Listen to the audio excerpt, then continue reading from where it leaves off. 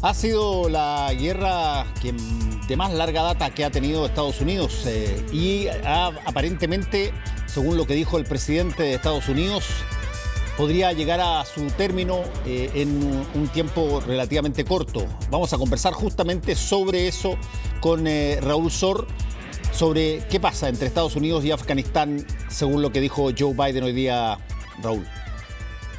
Hola Fernando, sí, Joe Biden anunció que se retira sí o sí de Afganistán y lo va a hacer con una fecha tan emblemática, no solamente para Estados Unidos, también para Chile. El 11 de septiembre Estados Unidos habría retirado el último contingente desde Afganistán. Cuando digo el último, me refiero a personal de combate o que asiste en misiones bélicas, porque por supuesto va a mantener una embajada y va a mantener una protección. Entonces, como las embajadas están protegidas por infantes de marina, probablemente va a haber una cantidad, digamos, quizás un centenar o 2 centenares de infantes de marina, y también va a quedar algún personal para ver que el retiro o los restos de la cantidad enorme de material que llevó Estados Unidos a Afganistán a lo largo de 20 años, que como tú bien señalabas, la guerra más larga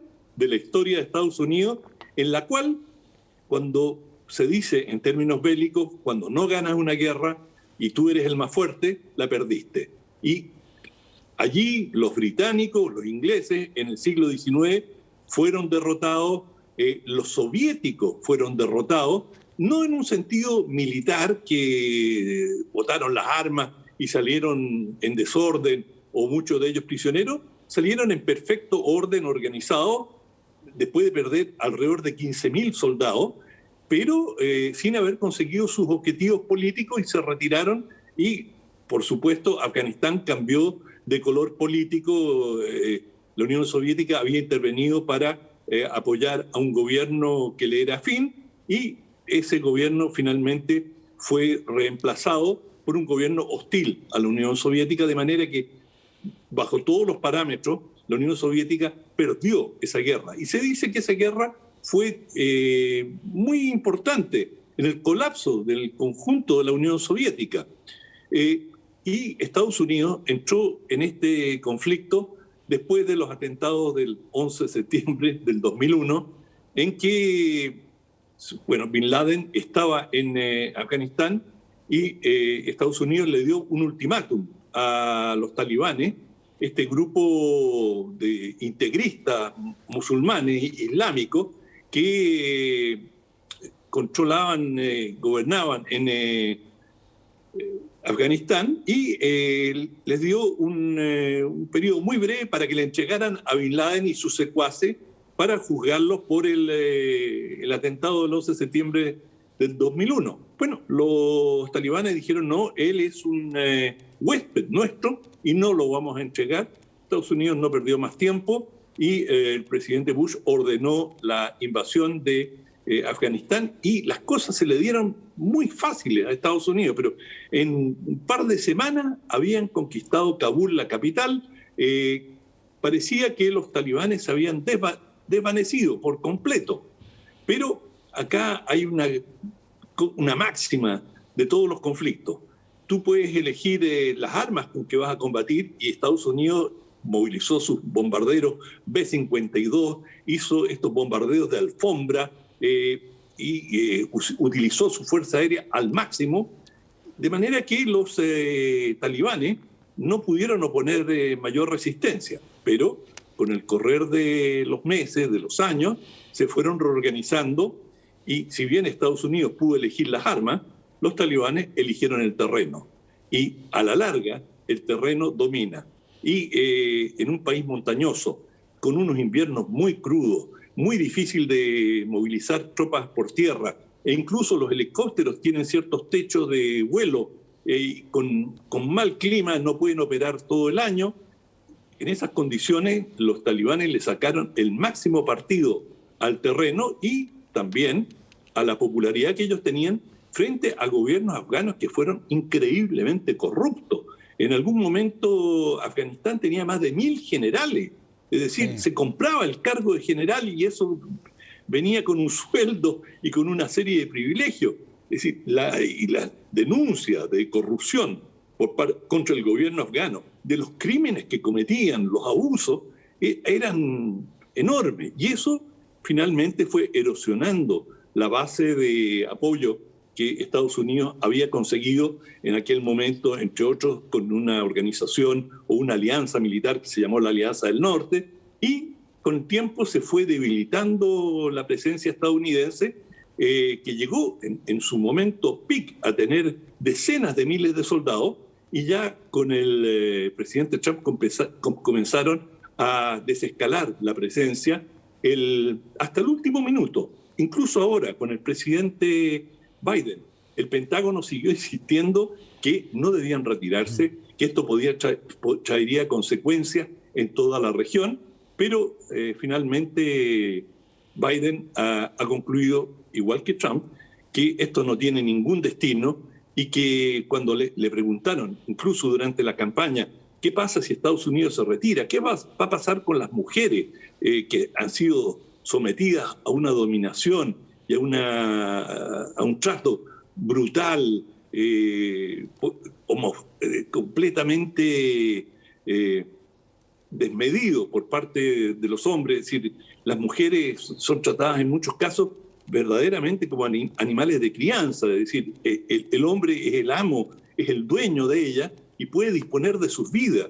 Es una situación muy precaria. Se cerraron en el primer gobierno de los talibanes las escuelas de niñas, es decir, es una situación que debe ser muy, pero muy alarmante para las mujeres y también para una serie de minorías que no comulgan directamente con los talibanes, que exigen una indumentaria, hay que vestir de una cierta forma, los hombres tienen que portar barbas de un cierto nivel, de un cierto largo, y así sucesivamente. Cuando fueron gobierno prohibían la música, prohibieron los cines, cualquier forma de reproducción de la imagen, destruyeron estatuas milenarias de Buda y las dinamitaron porque está prohibida la reproducción de la imagen humana. En fin, es lo más retrógrado que uno se puede imaginar en ideología, y sin embargo son militares, los talibanes, soldados de un arrojo, de una disciplina extraordinaria, y gradualmente a lo largo de 20 años cumplieron con la profecía de que a los que se han enfrentado los afganos los han derrotado. Todos los grandes imperios han pagado allí con gran cantidad de vidas, los norteamericanos con aproximadamente más de 2.300 muertos dejó Estados Unidos allí, y los aliados occidentales, Gran Bretaña, Alemania, Francia, muchos países de la OTAN en total dejaron 3.500 muertos, soldados en Afganistán. O sea, el costo es enorme. Ni hablar del costo económico, Fernando, sí, porque son trillones de dólares. Sí, es bien interesante todo el recorrido que hiciste, porque yo me acuerdo cuando se decía que en referencia a la guerra entre la Unión Soviética y Afganistán, que eso iba a convertir a Afganistán en el Vietnam de la Unión Soviética. Y bueno, fue básicamente eso. Fue un conflicto donde no se pudo ganar en la forma en que se ganan las guerras, y por lo tanto tuviste que retirarte y no conseguiste nada de lo que fuiste a buscar. Y sin embargo hay una cantidad de cosas tan interesantes que giran en torno a Afganistán. Tú mencionaste los atentados del año 2001 y que se refugió en Afganistán Osama Bin Laden. Pero hay un documental bien interesante, creo que está en Amazon, no sé, que se llama Vice, que es la historia de Dick Cheney, el ex vicepresidente de George Bush hijo. Y él se cuenta ahí cómo se las arregla George Bush para culpar a Osama Bin Laden, que supuestamente estaba en Afganistán, pero invadir Irak. acusándolo de que tenía las armas de destrucción masiva que nunca jamás se llegó a comprobar que existían ni nada de eso, y utilizar de carambola a Osama Bin Laden, que supuestamente estaba en Afganistán y por lo tanto había que invadirlo. Si quieren invadir algún país había que invadir Afganistán, pero el objetivo era invadir Irak y apoderarse de Irak. Por lo tanto, Afganistán ha estado constantemente dando vuelta. Uno a veces, cuando chico, hoy día quizás no hay tanta gente que tiene que hablar de ese tipo de piedra, pero uno sabía que había, en qué se parecían Afganistán con Chile, te decían a ti. En que los dos tienen las minas más grandes de lapislázuli. Lapislázuli se da en Chile muy fuertemente y se da fuertemente en Afganistán. Y fuera de eso, nada más. Pero es muy interesante lo que tú planteas en el sentido de que tú lo revisas en los libros de historia. Quien se metió contra Afganistán, no te digo que perdiera, pero no ganó. Así es. Bueno, te quiero decir que yo creo que es un mito esto del lapislázuli, porque también en Egipto hay minas, hay en distintos lugares, y es una... No me quites la idea de que Chile y Afganistán eran los mejores países para el lapislázuli. Yo estaba convencido que era así. Probablemente Chile y Afganistán tienen los himnos nacionales más hermosos del mundo, tú sabes. No, pero yo creo que el lapislázuli es verdad, que ellos tienen lapislázuli y nosotros tenemos lapislázuli. Tienen. Es cierto, pero hay muchos otros países que también lo tienen. Sí, a eso iba. Y Egipto tiene una gran cantidad, de manera que no te podría decir, pues, lo voy a investigar. En una de esas es así, pero capaz yo lo tenía como un mito. Pero más allá, lo que no es un mito es lo que estamos hablando ahora, sí. Que los afganos probablemente son uno de los mejores guerreros del mundo, y cuando no están peleando contra enemigos, están peleando entre ellos, porque ellos, digamos, tienen señores de la guerra, tienen clanes y permanentemente están guerreando. O sea, es un pueblo intrínsecamente guerrero. Además, Raúl, también pasa un poco como lo que pasó con Vietnam. La topografía del país ayuda a que ellos tengan unas ventajas comparativas enormes en materia bélica, digamos. Eso, y que también leí una novela de un destacamento italiano, es el infierno. Es decir, los años que pasan o los meses que pasan los soldados occidentales en Afganistán, después se los descuentan del infierno, porque es realmente un horror. Y como se cuenta en esta novela, que es vivencial, esta compañía de soldados italianos, la comida, digamos, la diarrea permanente, la higiene, la falta de todo tipo de amenidades, es algo absolutamente deprimente en un país que es altiplánico, por lo tanto estás viviendo en altura, tiene unos inviernos crudísimos. Sí. Tú justamente señalabas que los agentes de la CIA que iban allá, o sea, si se quería hacer inteligencia en Afganistán, es decir, ¿dónde ibas a encontrar que hablaran la lengua vernácula y que estuvieran dispuestos a vivir en esas condiciones tan adversas? Y además, con aliados en que tuvieron tantos incidentes que se denominan disparar azul sobre azul, es decir, donde muchas veces soldados afganos dispararon y atentaron contra tropas estadounidenses u otros extranjeros. Por lo tanto, vivían sobre ascuas permanentemente y hubo una cantidad enorme, pero enorme, de incidentes de soldados desertores que se volvieron contra las fuerzas de ocupación, que no lograron.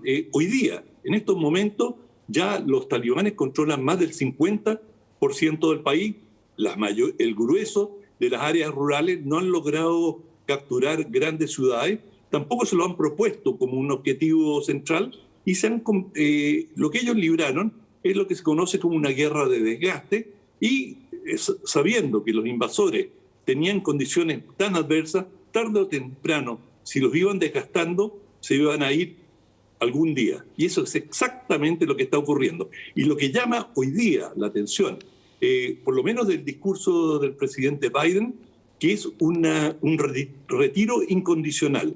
Él, la única condición que está poniendo es que Afganistán no permita el estacionamiento o la circulación de fuerzas terroristas en su territorio. Con esto se refiere principalmente a Al-Qaeda y el Estado Islámico.